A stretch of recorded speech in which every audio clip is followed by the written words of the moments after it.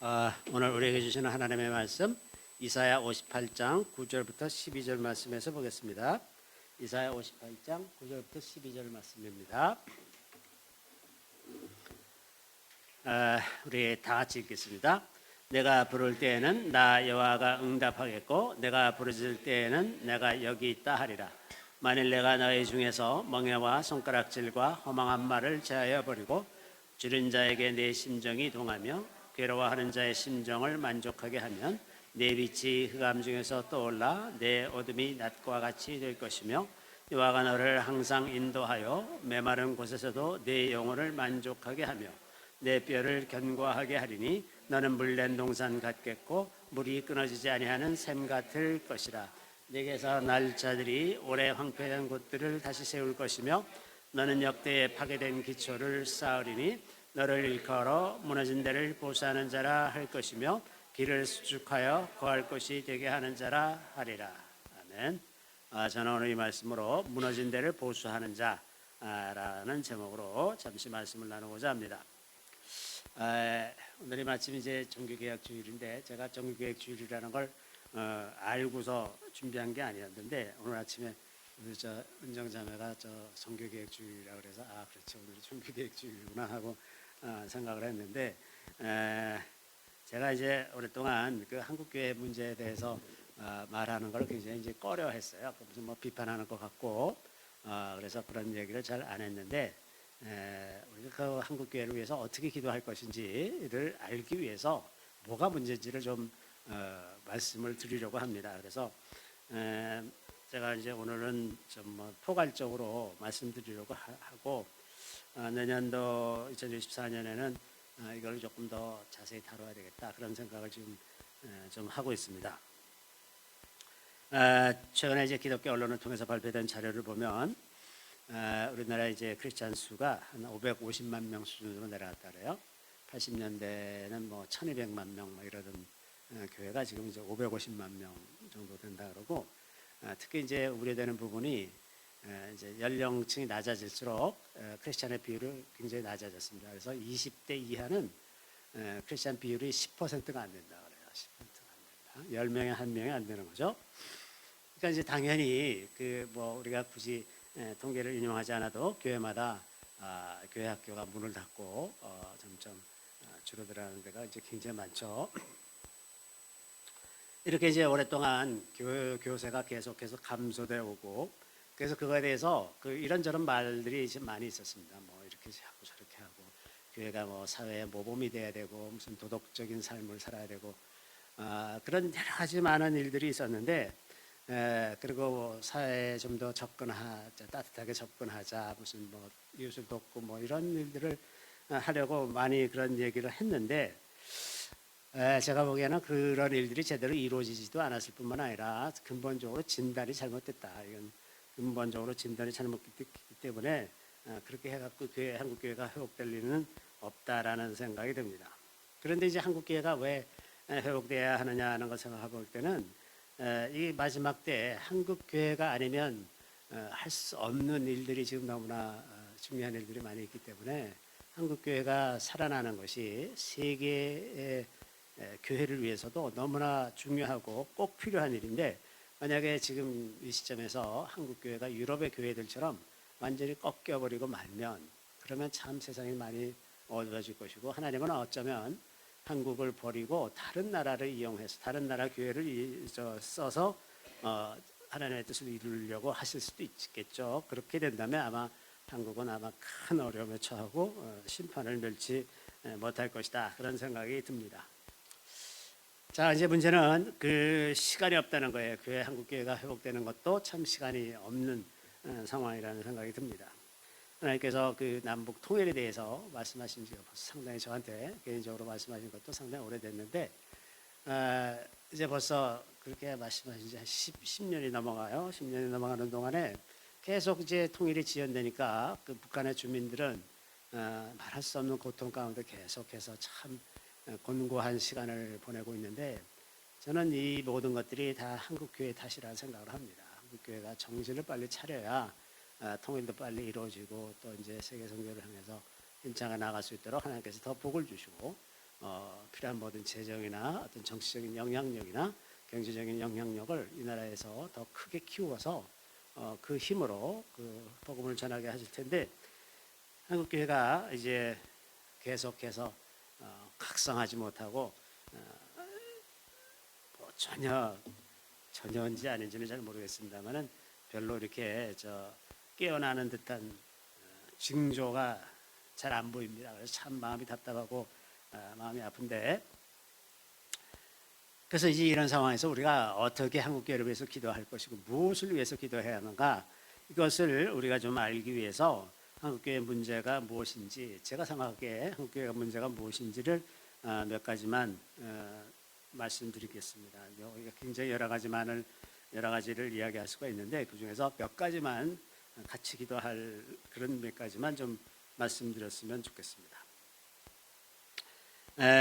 첫 번째는 이제 그 성령에 대한 문제입니다. 이게 참 심각하게도 한국교회를 주도하는 게 이제 장로교회들인데, 아마 50% 이상이 이제 장로교회인데, 그 장로교회가 안타깝게도 이제 그 성령에 대해서 잘 얘기하지 않아요. 물론 이제 개교회마다 목사님의 경험이나 어떤 신학에 따라서 조금씩 다를 수는 있습니다만은 전반적으로는 성령에 대해서 잘 얘기하지 않습니다. 그 심지어는 이제 교회에서 방언으로 기도한다거나 이런 걸 아주 금지시키기도 하고 그런 정도로 심하게 이 성령의 은사라든지 성령 자체에 대해서 말하는 것을 굉장히 꺼려하고 성령 얘기만 나오면 좀 이단스러운 것 같이 이렇게 생각하는 그런 경우가 너무나 많이 있어요. 말로는 삼위일체 하나님을 믿고 성부, 성자, 성령 하나님을 믿는다고 그러지만 실제로는 성령은 약간 찬밥으로 대하는 거죠. 장로교는 이제 특별히 그 대체적으로 초월적인 하나님을 믿습니다. 교단마다 조금씩 그 신학 그 색깔이 다른데, 성부, 성자, 성령 이 삼위 하나님 중에서 장로교는 특히 성부 하나님 쪽에 더 많이 초점이 맞춰져 있어요. 그래서 그 엄위하신 하나님, 초월적인 하나님, 이것을 이제 잘 믿죠. 그래서 하나님의 위엄과 권위 뭐 이런 걸 굉장히 강조하고, 그래서 예배도 아주 엄숙하게 드리고 이제 이렇게 하고, 아주 또 예배 중에 뭐 사소한 몸 움직임도 용납하지 않고 아주 조용히 앉아서 이제 예배 드리는 이런 걸 추구하고 이제 이러지 않습니까? 그런 반면에 이제 성령의 역사나 성령 은사 같은 것들에 대해서 얘기를 하지 않는데, 그 이유가 사람들이 잘못된 신비주의에 빠진다고 얘기를 하는 거예요. 그래서 신비주의에 빠지지 않게 하기 위해서 아예 다 성령에 관한 것들을 다 차단을 하는 거죠. 차단하고 막연하게 하나님을 믿고 예수님의 가르침을 잘 따르다 보면 성령께서 그냥 일하신다. 그러니까 그 성령은 아주 부수적으로 그 신앙생활에 부수적으로 따라오는 것 같은 그런 느낌을 주는 소극적인 가르침을 베풀고 있습니다. 이제 이게 장로교뿐만 아니라 그 침례교도 뿌리가 좀 비슷해서 되게 그런 비슷한 환경이 있어요. 그러고 나니까 이제 한국에서 이단 시비 거는 사람들, 이단 대책 연구 뭐 이런 거 많이 하는 사람들이 거의 다 장로교도들입니다. 그래서 성령의 무슨 역사가 조금만 나타났다 그러면 이제 시비를 거는데, 특히 이런 것들도 있어요. 성령의 역사가 성경에 기록된 것이 아닌 어떤 내용들이 있다 그러면 금방 이단이에요. 그거는 성경에도 그런 기록이 없는데 무슨 성령이 그런 역사를 하느냐, 뭐 이런 식의 얘기예요. 예를 들면 몇 년 전에 이제 한국에서도 그러고 미국에서도 그러고 부흥회 중에 금가루가 떨어지는 일들이 있었어요. 미국에서도 그런 일이 동일하게 일어났었습니다. 이제 금가루가 떨어지는데, 저도 이제 그 당시에는 이거 또 사람들이 시비 걸겠구나, 이게 또 이제 이단인이 많이 또 말이 많겠구나, 그랬더니 과연 이제 그게 말이 되느냐 하면서 엄청 또 시비를 걸었어요, 그거에. 근데 그 실제로 나타나는 현상은 어쩌란 말입니까? 이게 부흥회를 인도하는 사람이 그걸 원해서 그게 떨어지는 게 아니라 부흥회 중에 나타나는데 그걸 어쩌라고요? 응? 그랬는데 그 당시에 이제 헨리 구르버 목사님이라는 분이 그 전 세계 이제 다니면서 그 땅을 회복하는 기도를 해서 굉장히 많이 그 영향을 미쳤던 그런 목사님이 계셨는데, 이분이 이제 그 이스라엘에 가서 하나님께서 말씀하셔서 이스라엘의 곳곳을 돌아다니면서 다 기도를 하고 나서 어느 공원에 이제 벤치에 앉아서 이렇게 혼자서 앉아서 음료수를 마시고 있었는데, 그 옆에 이제 그 유대인 랍비가 자기 손자 손녀들을 데리고 이제 와서 공원에 앉아 있었는데, 그 자기한테 말을 걸더라는 거예요. 이게 웬 이방인이 혼자서 벤치에 앉아서 뭐 그러고 있으니까 넌 왜 이스라엘로 왔느냐, 이제 그래서 이제 얘기가 시작돼 가지고 뭐 나는 이스라엘을 위해서 기도하러 미국에서 왔다 그랬더니, 뭐 네가 이스라엘을 위해서 기도하러 왔다고 혼자서 뭐 그런 얘기를 하면서 이제 호기심이 생겨갖고 서로 얘기를 하다가 이제 이 헨리 고르버 목사님이 그 유대인 랍비한테 그런데 내가 궁금한 게 있는데 그 하나 좀 물어보자 그러면서, 요즘에 이제 그 미국에서 부흥회를 하면 곳곳에서 자꾸 금가루가 떨어진다. 그거 하나 도대체 그게 마음에 안 드는데 당신은 그걸 어떻게 생각하느냐, 이제 그렇게 물어봤더니 이 유대인 랍비가 깜짝 놀라면서 그 자리에서 일어나 갖고 몸을 부들부들 떨더래요. 부들부들 막 떨더니 큰일 났다 그러면서 손자녀들 보고 빨리 가자, 빨리 가자, 큰일 났다. 그 원래 제 집이 이제 나사렛인데 이분은 이제 그때 예루살렘에 있었던 상황이었는데, 빨리 가자 그러고서는 막 재촉하더래요. 그래서 아니 무슨 얘기인지 얘기나 해주고 가라. 왜 그러느냐, 그게 무슨 뜻이냐 그랬더니, 그거는 이제 신랑이 올 때가 돼서 신부를 단장시키기 위해서 금가루가 떨어지는 거다. 원래 이스라엘 유대 전통에서 그 결혼하기 전에 신부한테 금을 보내서 그걸로 이제 장신구들을 만들고 이렇게 하고 그 몸을 단장시킨다는 거예요.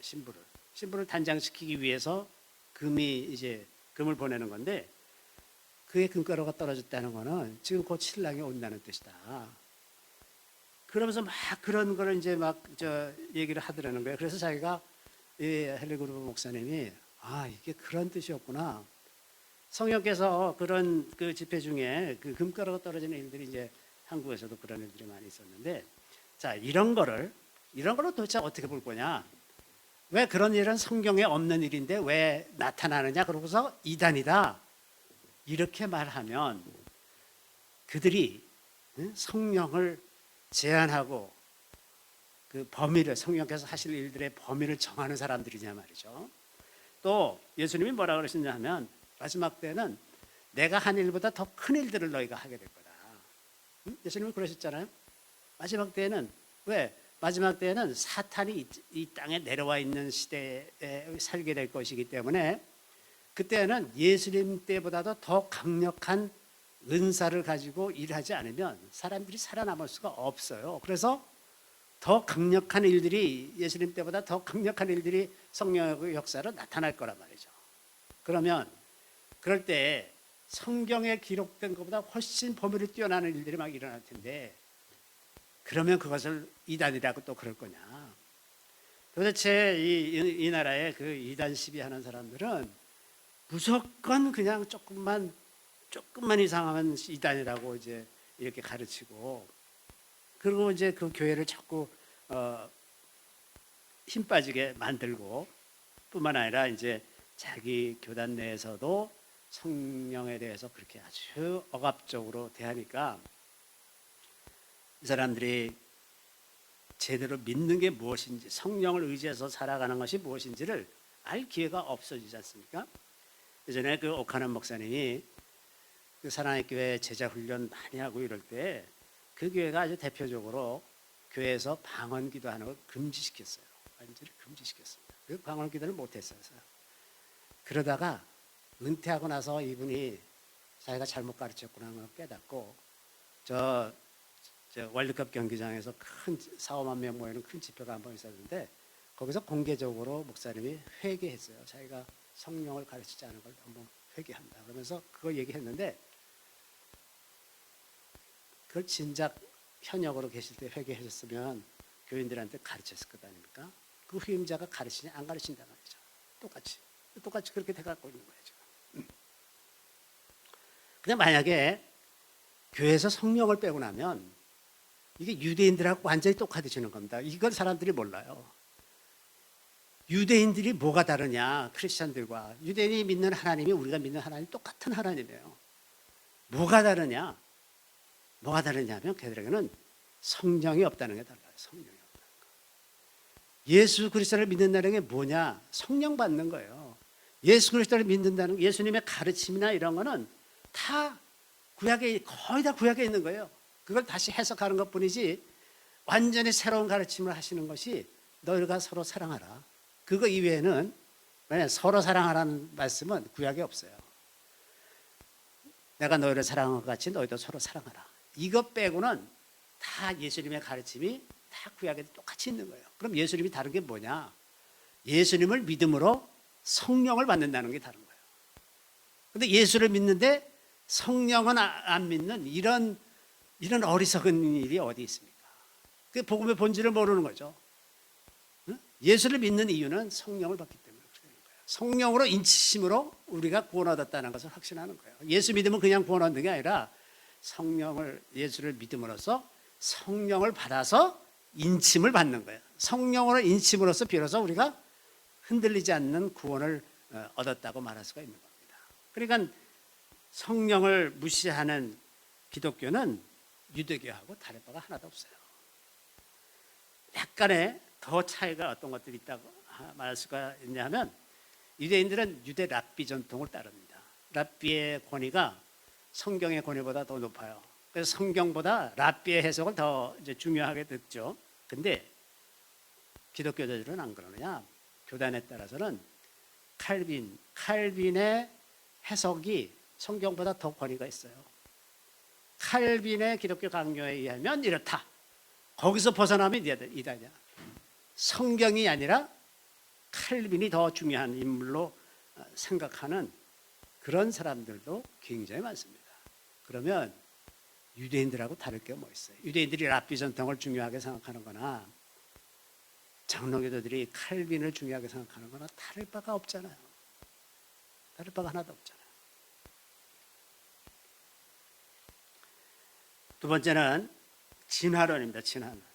오늘날 교회 안에 많은 목회자들이 의식적으로 혹은 무의식적으로 진화론을 받아들이고 있어요. 진화론을 받아들이면 이게 뭐가 문제냐 하면 창조주 하나님을 믿지 않는 거예요. 창조주 하나님. 근데 창조주 하나님을 믿지 않으면 하나님을 경외할 수 있는 가장 중요한 근거를 상실하게 되는 겁니다. 아니 진화가 됐는데 창조주 하나님의 그 위엄과 능력과 그 권세를 어떻게 믿겠습니까? 그냥 조금 우리보다 좀 나은 존재 정도로만 이해하려고 하지 하나님을 경외하는 마음은 생겨나지 않는 겁니다. 어떤 사람들은 유신 진화론이라는 걸 주장하는데 하나님이 맨 처음에 최초의 질서만 세우시고 그 다음부터는 다 어떤 질서대로 그동안 쭉 운행이 되어 왔다 이렇게 믿고 주장하는 사람들도 있는데, 그렇다면 하나님은 오늘날 우리 인간의 역사나 우리 개인의 삶에 아무런 간섭도 하지 않는다는 말이잖아요. 그냥 질서만 만들고 그 질서대로 돌아가게 만들어 두셨다는 거예요. 그러니까 예를 들면 오늘날 같이 기후변화가 심하고 무슨 태풍이 분다거나 무슨 가뭄이 온다거나 무슨 우박이 떨어진다거나 이렇게 이런 일들이, 자연재해 같은 일들이 일어나면 창조주 하나님을 믿는다면 당연히 그걸 기도해요. 태풍이 올라오면 태풍의 경로가 바뀌든지 태풍이 소멸되든지 그렇게 해달라고 기도할 수 있는데, 그걸 안 믿으면 그 기도 안 하잖아요. 그 기도 안 하고 어떻게 해서든지 피해를 좀 줄여보자 그 생각만 하고 있을 것 아닙니까? 어디 가뭄이 났다 그러면 구호품을 보내자 이 생각만 하고 있을 것 아닙니까? 아니 근원적으로 그 가뭄이 안 생기도록 기도하는 생각은 안 나잖아요. 이게 창조주 하나님을 믿지 않기 때문에, 진화론을 받아들이고 있기 때문에 그 믿음이라는 것이 하나님을 두려움이 없이 그냥 도덕적 수준에서 믿는 경우가 많아지는 거예요. 그냥 하나님을 믿으니까 좀 남들보다 좀 도덕적으로 좀 잘 살고 나쁜 짓 안 하고 이웃 도와주면서 살고, 이제 그렇게 하는 수준에서 생각하는 거죠. 그래서 오늘날 이제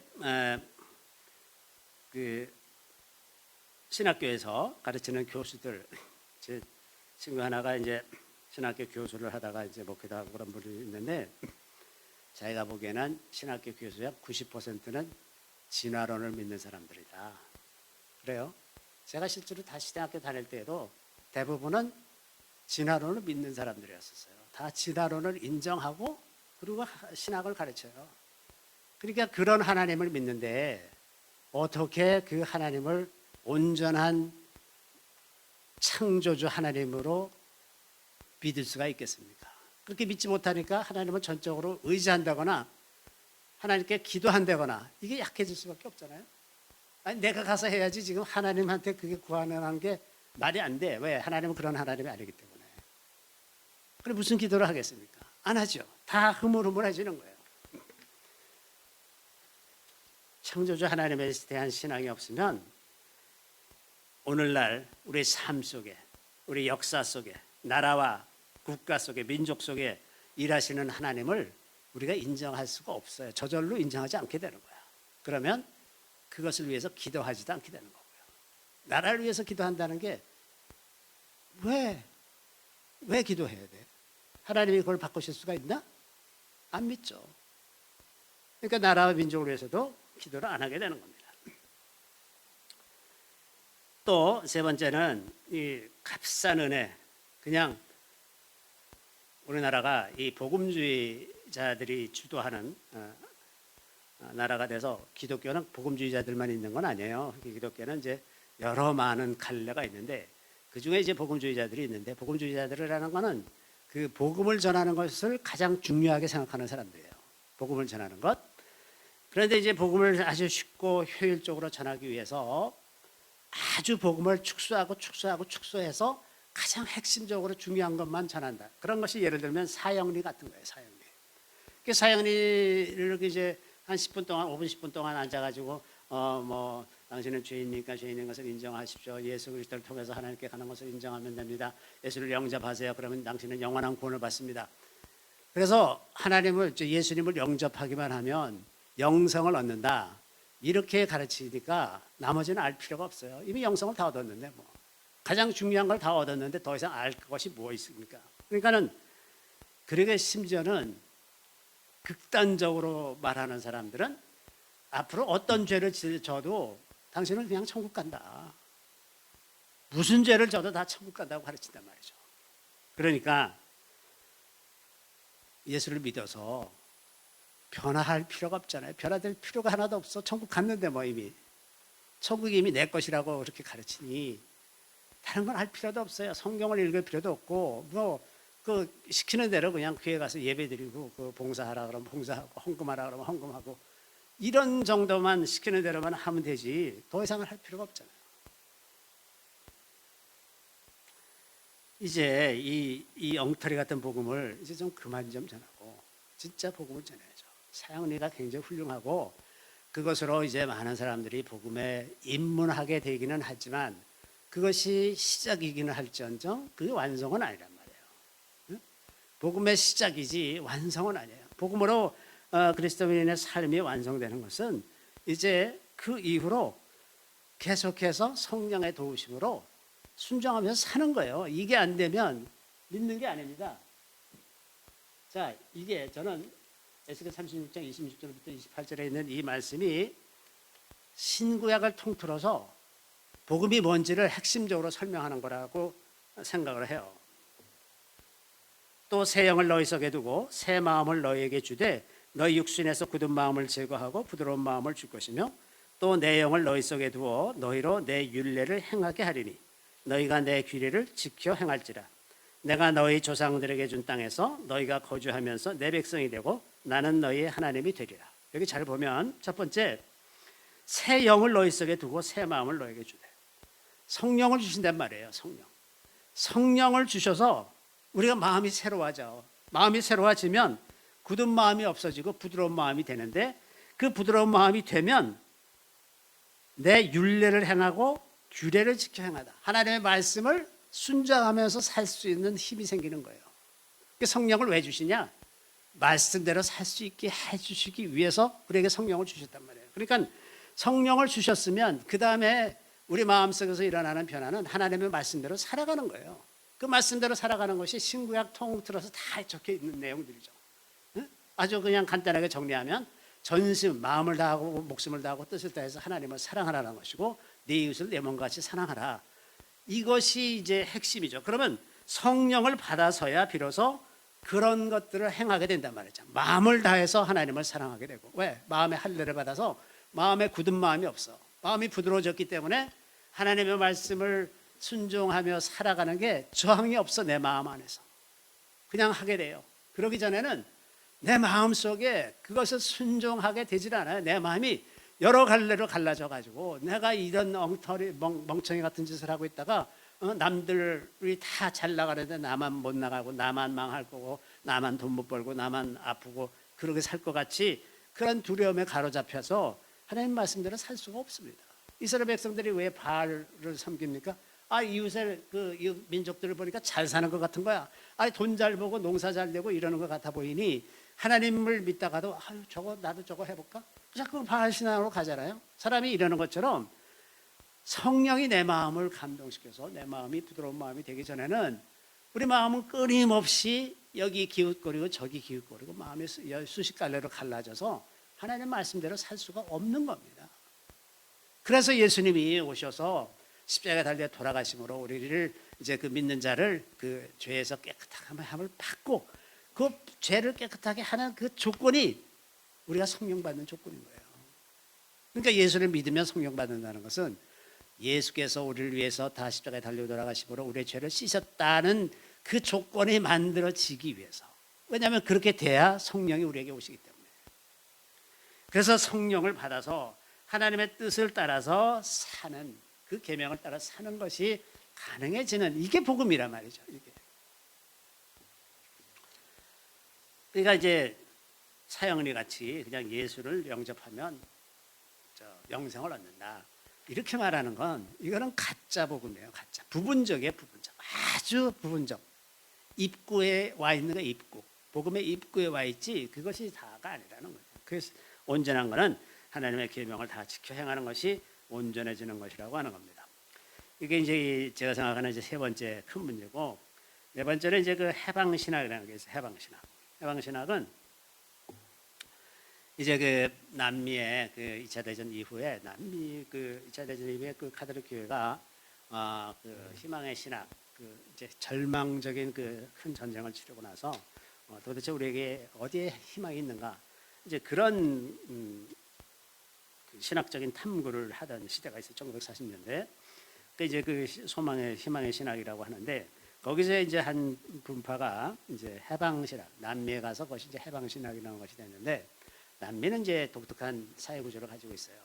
남미가 되게 이제 그 스페인이나 포르투갈의 식민지였지 않았습니까? 그런데 그 남미는 그 500년, 600년 전에 그 지역을 이제 식민 지배하면서 그 땅을 나눠 가졌던 귀족들이 아직도 그 땅을 가지고 있어요. 그래서 브라질이나 아르헨티나 이런 데는 그 대부분의 땅이 아직도 스페인이나 포르투갈의 귀족들의 땅입니다. 그 나머지 땅에 그 사람들이 인구는 많은데 그 농사를 짓고 살면 그 땅이 넓으니까 얼마든지 잘 살 수 있는 땅인데 땅을 안 내놔요. 거기 또 어떤 법들이 있냐면 남의 경작지에 들어가서 7년 연속해서 경작을 하면 경작한 사람의 땅이 돼요. 그러니까 그다 어떻게 하냐 하면 아예 농민들이 그 땅 자기 땅으로 못 들어오게 해야 되잖아. 그 땅을 놀리는 한이 있어도 들어오면 뺏기니까 거기다가 펜스를 치고 돈이 많으니까 사람들을 사서 무장을 시켜요. 그래갖고 농민들이 들어오려고 그러면 총을 쏴. 그러니까 노는 땅은 다 놀고 있는데 농민들은 경작할 땅이 없는 거예요. 그게 이제 남미의 현실입니다. 그 남미가 이런 근본적인 사회 구조적인 문제가 있기 때문에 그 경제적인 어려움이 해결이 안 되는 거예요. 그래서 이제 이걸 어떻게 해결할 거냐? 그래서 이제 그 신부들이 총칼 들고 싸우기 시작한 거예요.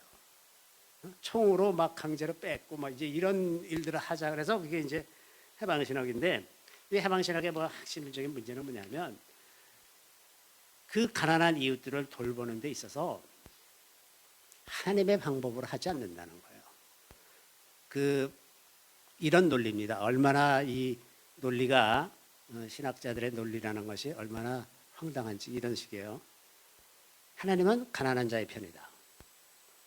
그러므로 가난한 자의 목소리는 하나님의 음성이다. 그리고 이제 가난한 사람들의 얘기를 들어봐요. 그러면 저 사람은 정말 나쁜 놈들이다. 우리에게 땅이 필요하다. 우리는 농사를 져야 된다. 그러면 그게 하나님의 음성이야. 그래서 나가서 총칼을 들고 부자들하고 싸워야 돼. 그리고 강제로 뺏어야 돼. 이게 이제 하나님의 방법이라고 생각하는 거예요. 근데 가령 예를 들어서 누가복음 같은 경우는 누가복음만큼 복음서 중에서 가난한 자들에 대해서 관심이 많은 책이 없어요.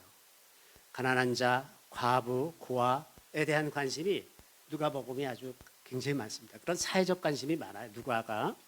그런데 동시에 누가복음만큼 성령에 대해서 많이 얘기하는 곳이 없어요.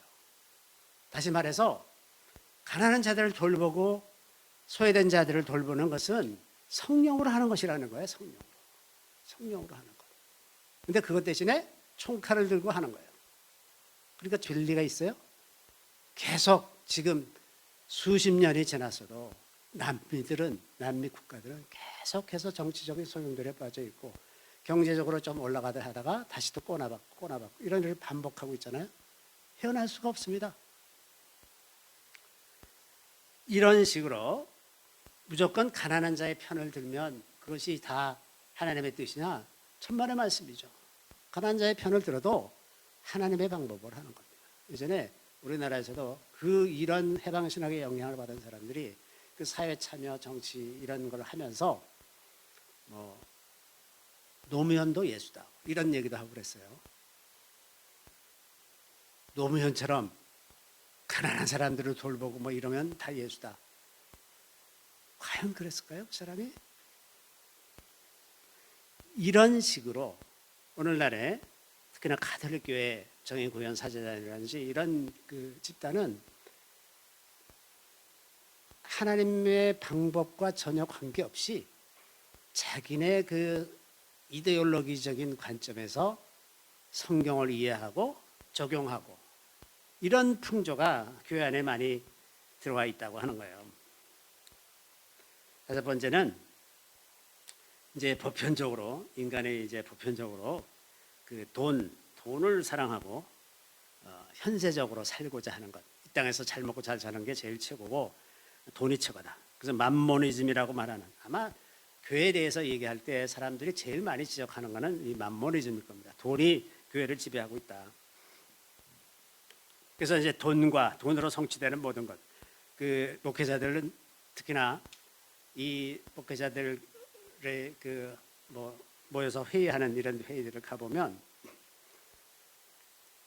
교회 사이즈, 교인 수가 몇 명, 이거가 제일 중요해요. 그리고 그거의 숫자에 따라서 대접을 받아, 목사들 사이에서도. 이렇기 때문에 조그만 개척교회라든지 시골의 작은 교회 목사는 그 목회자들 모임에 가서도 길을 못 펴. 저 구석에 가서 앉아있고. 그래서 교회 건물도 막 크게 지으려고 그러고 어떻게 해서든지 교인 숫자 늘리려고 그러고, 그리고 또 사역이 그들의 우상이 되는 경우들도 많이 있어요. 내가 이런 사역도 하고 저런 사역도 하고 그러면 막 이렇게 벌려놓고 하고 있고, 이러한 풍토, 돈이 잣대가 돼서 하는 일들을 측량하는 이런 풍토가 이제 교회 안에 많이 들어와 있으니까 성도들 간에도 누가 얼마나 더 헌금을 많이 하고 얼마나 더 잘 살고 이런 것이 이제 중요해지는 이런 풍조를 교회 안에 용납한 것, 이게 정말 큰 죄죠. 큰 죄입니다. 게다가 우리나라는 원천적인 이 민족의 원천적인 세계관이 샤머니즘이에요. 샤머니즘. 그래서 한국에 들어오는 모든 종교는 다 샤머니즘하고 결탁합니다. 불교도 그렇고 유교도 그렇고 다 샤머니즘적인 요소가 아주 깊게 깔리게 되는데 기독교도 마찬가지예요. 샤머니즘이라는 건 뭐냐면 현세적인 것에만 관심이 있는 겁니다. 이 땅에서 잘 먹고 잘 살면 되는 거예요. 그리고 내세에는 별 이제 관심이 없고 그리고 샤머니즘의 또 특징은 남의 탓을 하는 거예요. 남의 탓. 아 이거는 이거 탓, 이건 저거 탓. 그러니까 샤머니즘적인 관점에서 이 신앙생활을 하다 보면 자기 탓이 아니고 다 남의 탓이에요. 반성을 할 줄 몰라요. 반성.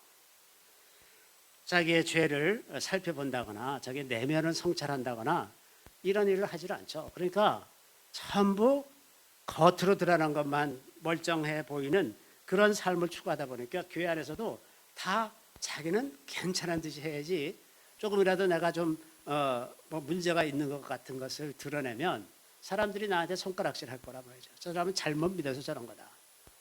그래서 자기의 문제를 드러내기를 두려워하고 그 다 감추고 살아요. 그러니까 속은 완전히 썩어 문드러져서 악취가 풀풀 나는데 교회 왔을 때는 아주 아무렇지도 않게 아주 다 고귀한 부인인 것처럼 그렇게 다 그냥 잠잠하게 있다가 그대로 간단 말이죠.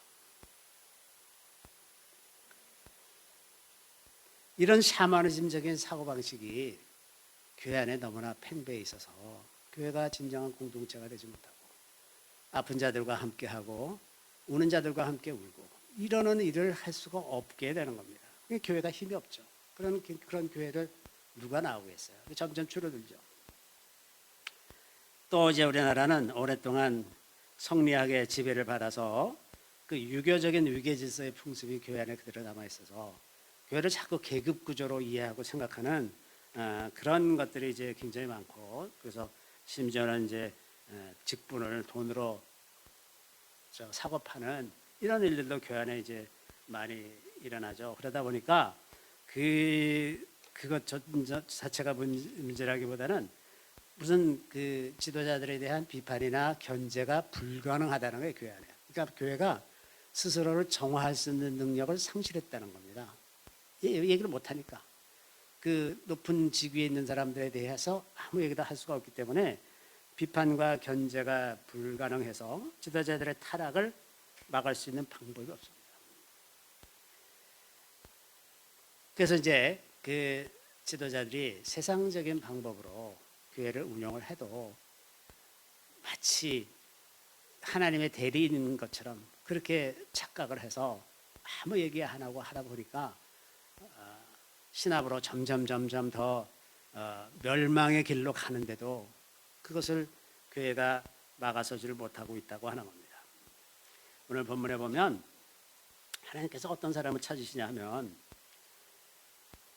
네게서 날 자들이 오래 황폐한 것들을 다시 세울 것이며 오랫동안 황폐해진 이 교회 이 나라의 교회들을 다시 세울 것이며 너는 역대 파괴된 기초를 쌓으리니 파괴된 기초를 다시 쌓고 너를 일컬어 무너진 데를 보수하는 자라 할 것이며 길을 수축하여 거할 곳이 되게 하는 자라 하리라.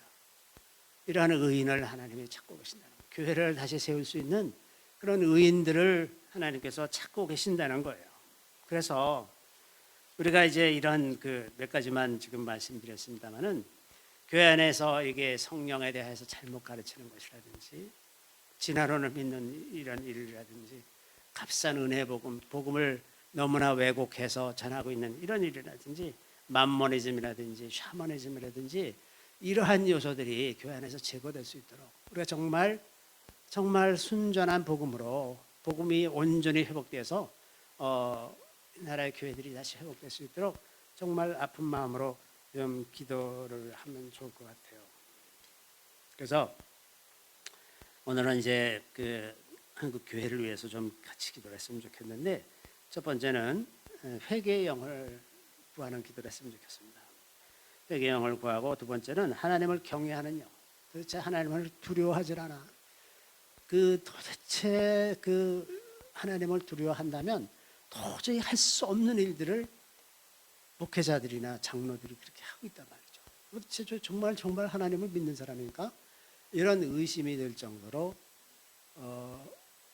있을 수 없는 일들을 한단 말입니다. 그래서 하나님을 경외하는 영, 하나님을 좀 제발 좀 두려워하는 그런 마음이 있었으면 좋겠다는 생각이 들고, 그리고 그 눈과 귀를 열어서 주님께서 하시는 일들을 보고 주님의 마음을 품고 기꺼이 자기 자신을 희생하고 헌신할 수 있는 사람들이 일어나도록, 이 세 가지 카테고리에서 기도를 하면 좋겠는데, 우리가 회개의 영을 구할 때 성령을 가르치지 않은데 성령을 따라 살기를 거절한 죄, 창조주 하나님을 온전히 믿지 못한 죄, 그 복음을 온전히 전하지 못한 죄, 자신의 이익과 안일만을 생각해서 교회의 덕을 세우지 못하는 그런 죄라든지, 또 열방을 향한 주님의 마음을 품지 못한 죄, 교회 안에서 돈을 섬기고 가난한 자들을 내쫓은 죄, 그리고 다음 세대에 본이 되지 못해서 그들에 대해 무관심했던 이런 죄들, 여러분 생각나는 대로 우리가 지은 많은 죄가 정말 주홍같이 붉을지라도 양털같이 희어지리라 하는 그 말씀을 가지고, 우리는 너무나 소수지만 그래도 소수라도 우리가 마음을 모아서 기도를 하면, 우리가 전심으로 기도를 하면 하나님께서 우리의 기도를 들으시고 이 나라의 교회를 회복시키고 하나님을 경외하는 교회가 돼서 마지막 때 열방의 빛이 되고 소망이 되는 나라, 그 나라가 세상에 하나는 있어야 되지 않겠어요? 하나님의 생명의 빛으로 소망을 삼는 그런 나라가 하나는 있어야 되지 않겠어요? 복음을 모르는 나라들, 많은 민족들이 예수에 대해서 모르는데 저 나라를 생각하면 사람이 하나님이 살아계신다는 걸 알 수 있는 그런 나라가 세상에 하나가 있어야 되지 않겠어요? 대한민국이 그 나라가 되어야 되지 않습니까?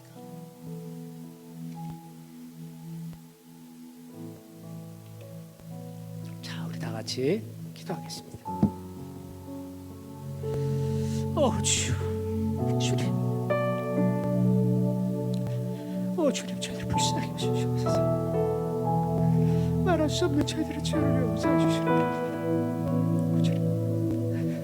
우리 죄가 하늘까지 쌓이고 하나님을 거스르고 오전에 복음을 왜곡하고 성령에 대해서 가르치지 않으며 지난을 용납해서 창조주 하나님을 무시하고 우리의 인생과 우리 역사 속에서 일하시는 우리 아버지 하나님을 인정하지 않으려고 마치 그냥 도덕적인 교훈이나 얻으려고 다니는 것처럼, 혹은 영생을 주신다고 하니까 천국 가는 그거 하나 있으면 되는 것처럼 생각하고, 우리가 얼마나 어리석고 무지하며 어둠 가운데 있어서 이들의 교회들이 피폐해지고 다음 세대가 복음을 통해서 얻을 수 있는 유익을 얻지 못하게 되었습니까? 주님, 저희들의 모든 죄를 용서해 주시기 원합니다. 저희들의 모든 죄를 용서해 주시기 원합니다. 주님, 이들을 불쌍히 여기시기 원합니다.